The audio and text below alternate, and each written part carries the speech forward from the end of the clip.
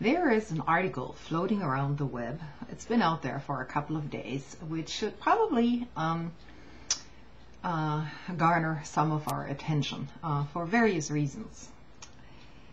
A new report from the U.S. Army War College discusses the use of American troops to quell civil unrest brought about by a worsening economic crisis.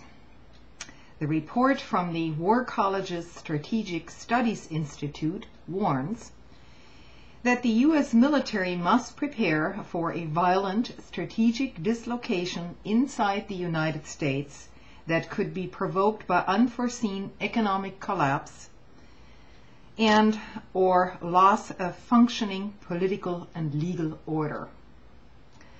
Entitled Known Unknowns, that title sounds familiar, doesn't it? Donald Rumsfeld speak here. Known Unknowns, Unconventional Strategic Shocks in Defense Strategy Development. The report was produced by one named Nathan Fryer, a recently retired Army Lieutenant Colonel, who is also a professor at the college. He writes, "To the extent events like this involve organized violence against local, state, and national authorities, and exceed the capacity of the former two to restore public order and protect vulnerable populations, DoD, the Department of Defense, would be required to fill the gap." Fryer continues, "Widespread civil violence inside the United States would force the defense establishment to reorientate priorities in extremis to defend basic domestic order. An American government and defense establishment lulled into complacency by a long, secure domestic order would be forced to rapidly divest some or most external security commitments in order to address rapidly expanding human insecurity at home." Now, I want to pause here for a minute because, of course, the War College, as I will abbreviate its name, of course, publishes lots and lots of theses, and they come up with all sorts of papers all year long and over the past few years or decades, as a matter of fact. So it is, however, interesting that this particular study by this Lieutenant Colonel found its way for some reason to the internet. So let me continue just a little bit here. International Monetary Fund Managing Director of the IMF, warned last week of riots and unrest in global markets if the ongoing financial crisis is not addressed and lower income households are beset with credit constraints and rising unemployment. This was a report from the Phoenix Business Journal. Now, someone else chiming in to this in this debate here is Senator James Inhofe. I'm not sure if I'm pronouncing his name correctly, but he's basically one of the most conservative senators of Oklahoma.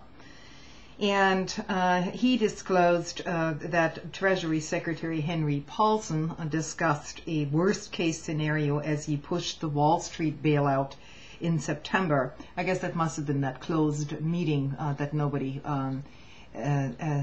was allowed to actually report the contents of.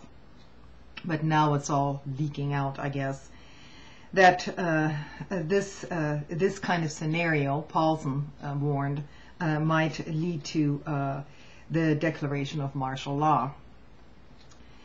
Now, to continue with this article here, the Army College report states that the Department of Defense might be forced by circumstances to put its broad resources at the disposal of civil authorities to contain and reverse violent threats to domestic tranquility. Under the most extreme circumstances, this might include the use of military force against hostile groups inside the United States. Further, the Department of Defense would be by necessity an essential enabling hub for the continuity of political authority in a multi-state or nationwide civil conflict or disturbance.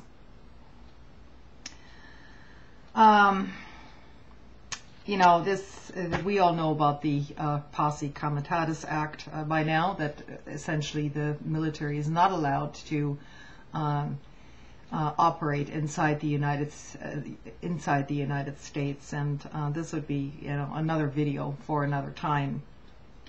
But it's interesting that this article came out, and basically, from what I understand, it was first published. Its very first publication came about through Newsmax, which is basically a conservative website. Now, let me give you a little bit of history and so about Newsmax, because I'm asking myself, reading this, whether this leaked article, which it's true, it was published at the U.S. Army War College, but what is actually the purpose of publishing this article at this time? Could it be that this is sort of reverse psychology, in other words, a Psy-op operation to actually scare people a little bit and to blow the situation perhaps out of proportion? Now, the history of Newsmax.com is that a person named Christopher Ruddy basically founded it in 1998, and he was supported by a group of very conservative investors, and this included the family of the late CIA director William Casey. And later, you know, they were joined by a bunch of others, including Richard Mellon Scaife. And later on, it also included the former publisher of Forbes magazine, basically an investor, a magazine for investors.